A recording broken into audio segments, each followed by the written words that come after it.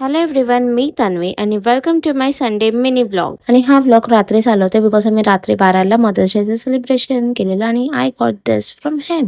मग मस्त 1ला झोपून 6ला उठली आहे. संडे असून तर मी 6ला उठली आहे कारण आम्हाला जायचं आहे बाहेर.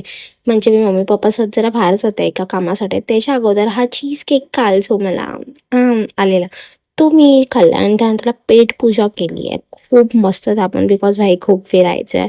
ऑफकोर्स बाहेरचं खाऊ नाही शकत ऑइली म्हणून पेटपूजा केली आणि हा माझा आजचा आउटफिट होता. आणि मी लगेचच जायला निघालेलो कारण का खूप जास्त उशीर होणार होता आणि ऊन भाई एकदा लागलं तर मग गेलो कामातून.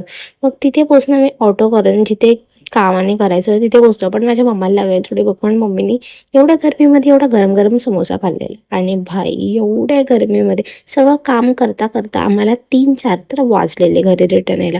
घरी येऊन मस्तपैकी झोपलेली.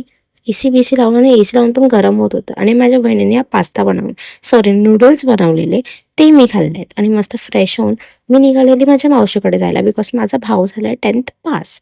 मग तिथेच आले तर मी ॲब्रोज पण करून घेतले बिकॉज भाई मी तिथेच ॲब्रोज करते. आणि त्यानंतर आम्ही ह्याला सिम घ्यायला गेलेलो.